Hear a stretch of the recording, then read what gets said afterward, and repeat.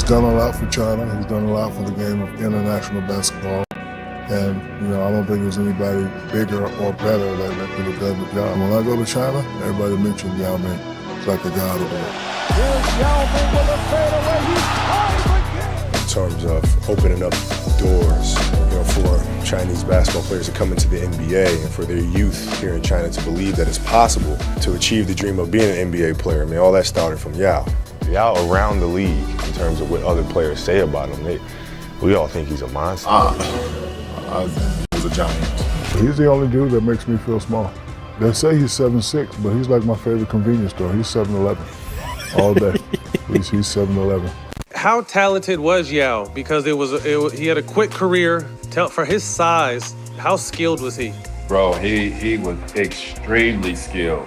Like I said, left hand, right hand. I felt sorry for him at times because Thibodeau had Yao working so damn hard before every game, man. I'm like, bro, he gonna wear down. Like, he was killing Yao before the game. He was putting in that work, but highly skilled. I'm talking about can dribble the ball, can make the right passes, not just, making a pass anyway. Passing on target, left hand, right hand. He shot 80+% from the damn foul line. He had it, bro. He was highly skilled. One of them, probably most skilled big man that I can remember. The whole package, yeah. Yeah, he had the whole package. Yeah. With Yao Ming, like that was I just never seen nothing like it. Like that guy is different. Playing with him was so easy to win.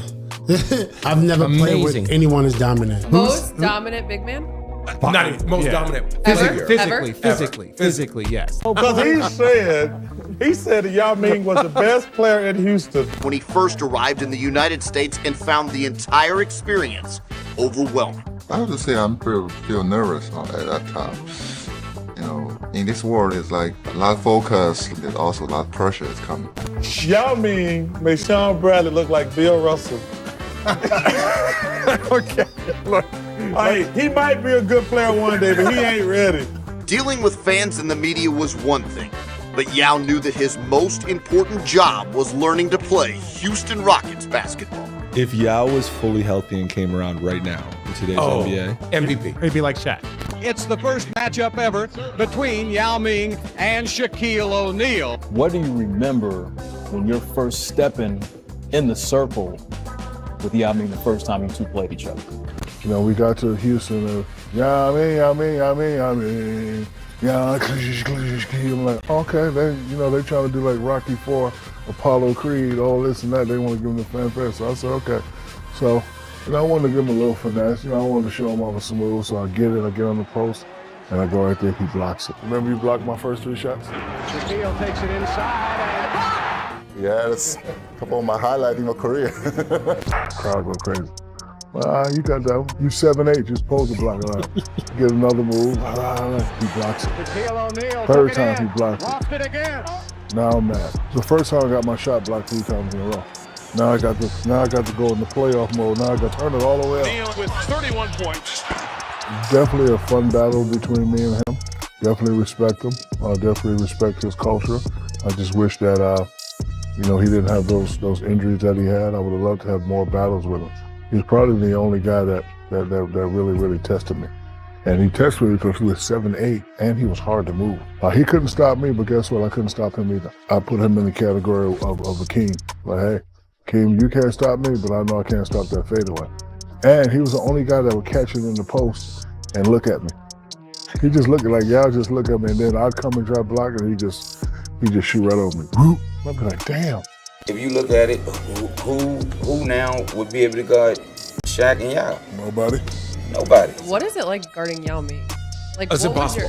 What did you It was do? impossible. How Boban makes you feel like makes everyone look like a little kid, right? Remember when Boban was doing this to Anthony Davis and he couldn't touch it?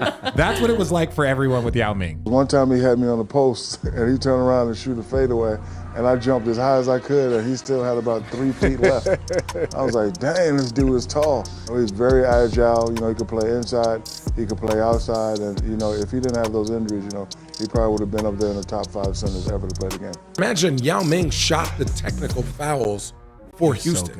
Crazy touch. Crazy. So even touch. if you thought you did good, he was just like a turnaround jumper like you shoot on little kids. He's like, he's 6 inches taller than Shaq. That's wild. 6 inches taller than Shaq. His and legs big. were Tree this big. trunks. Yeah. And so like I was like, and then he was just Would like, you call for help? what you can't double team him. Draymond's not guarding him. Like that small ball, Right, that right, small right, ball right. five. That ain't going. PJ Tucker, like you can't do that with a guy that size because he will just duck in. You put it up. He's shooting You're gonna layups. have to collapse, and then you throw it out. So yes, somebody might have to. Somebody, it's tough for him in the pick and roll, but like he just force you to have 2 to 3 bigs on your roster. So immediately you lost depth on the perimeter because you had to have 2 or 3 bigs because you were gonna have to foul him 18 times. Yeah. Like he's just fouling people out. And you were 230 trying to guard him? Because everyone else fouled out. We had Eddie Curry fouled out. Jerome James fouled out. We had me. We had David Lee. And everyone was like, who wants this? I was like, damn. The guy made the All-Star team every year. But what was Yao Ming like as a teammate? Great teammate. Yao it was unique because he was such a star. And I thought I was going to see something different. Like maybe Yao have the big boy Rolls Royce, you know what I mean? Like maybe security and all this other stuff, and maybe don't practice. Total opposite. Humble. Coach Rick Adelman would have to tell him stop running. So we would do these running drills after practice.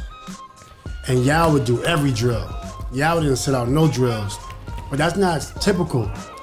You can ask anybody right now on teams when it's time to do suicides. People that's smaller than Yao. Yao ran every single suicide when he didn't have to, when he should not have been running. Nah, if the bench player is gonna do it, I'm gonna do it. That's Yao Ming. I'm used to being taller than everybody else, or at least being eye level. And with Yao Ming, it was something different. He was so tall, he had a height advantage. And something that was weird to me was I literally could not see the ball coming up the court when I was behind him. So like guys would be like, why didn't you call it the screen? Like, I couldn't see you. I really couldn't see him. And so Yao presented a lot of challenges, especially trying to guard him. He had some very good moves. He had counters. He had spins. He had some step backs. For the most part, it was very hard for me to guard Yao Ming because he really didn't have to jump much, and he kept the ball high. If you really watch Yao in his highlights, he just has that ball and he's moving it here, and you respond to his fake so much because he keeps the ball high. He's incredibly tall. He was very skilled, and he had a lot of stuff in his game. And where they would run a screen and roll on this side of the court with Tracy McGrady, and I would have to respond and come off of Yao's body, and then he would just duck in that lane and get big and catch the ball, and there was nothing I could do a lot of times. Playing against Yao was very challenging. I mean, the minute I got traded there, I had a conversation with Jeff Van Gundy. So mind you, I'm just coming off of NBA scoring title 2 years in a row. So I get to Houston, and the first thing he tell me, he was like, "You're not gonna lead the league in scoring."